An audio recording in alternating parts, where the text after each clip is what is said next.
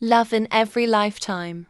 They found each other in every age, sometimes as strangers, whose eyes lingered a little too long, sometimes as lovers who never let go. From the sands of ancient Egypt to the crowded streets of modern cities, their souls recognized each other before their minds could understand. In one life, he was a prince, and she a servant girl with fire in her eyes. In another, she was a warrior queen, and he a bard whose songs were only ever for her. In every existence, love found a way through war, through death, through time. And in this lifetime, as their hands touched for the first time across a library counter, both paused. The world faded. Something in their hearts whispered, "It's you again." Love in every lifetime. The meeting, modern day.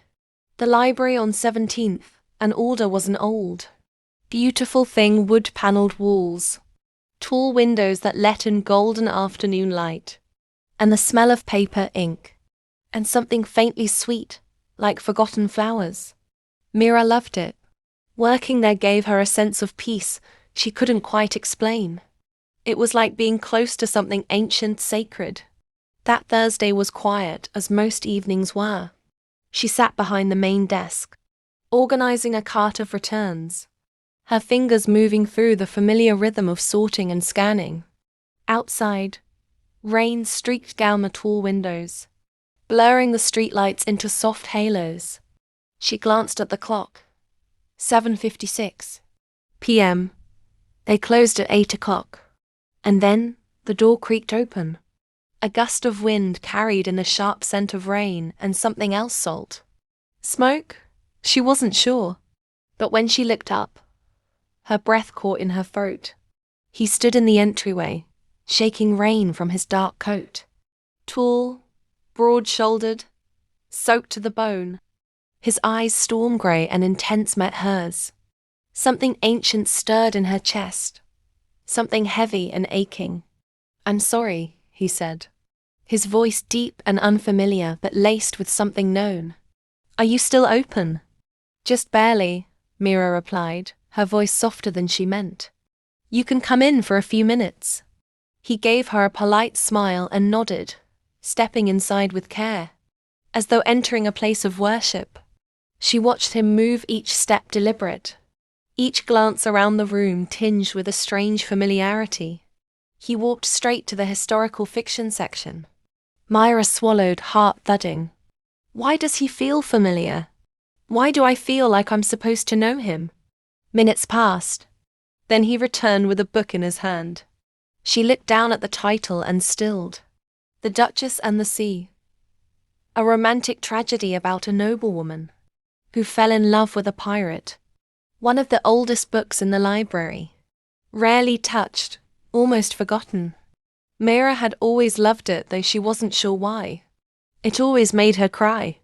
The man studied the cover. "I know this story," he said, more to himself than to her. "But I've never read it. Never even seen this edition." Myra stood slowly. "It's strange," she said. "That book's barely been checked out." He looked up. In that instant, the world seemed to pause. Rain pattered against the windows. The lights flickered overhead, and all Myra could hear was her heartbeat. "Have we met before?" he asked, stepping closer. She couldn't look away from him. His voice felt like thunder in her bones, like the echo of a song she hadn't heard in centuries. "No," she said. "I don't think so." He tilted his head slightly. "You're sure?" And then, softer, his voice dropping to a whisper. "Do you dream of other lives?" The question hit her like a wave. For a moment she couldn't breathe. "Yes," she whispered, her voice barely audible. "Always." He blinked. "And do you ever wake up, missing someone you've never met?" Myra stared at him. Every night since she was a child, she'd dreamed of the same man, holding her on a ship deck under stars, brushing sand from her face in a sun-drenched desert, kissing her goodbye in a city set on fire. Always him. always gone before she could ask his name. Her hands trembled. "What's your name?" He hesitated, then said, "Raphael." The name struck her like lightning. Her knees went weak. That was his name. In the book. In her dreams. She stepped back, suddenly overwhelmed. Raphael watched her with quiet intensity. "You know me," he said. Not a question. Myra closed her eyes, fighting tears. "I think I've known you forever." Silence bloomed between them.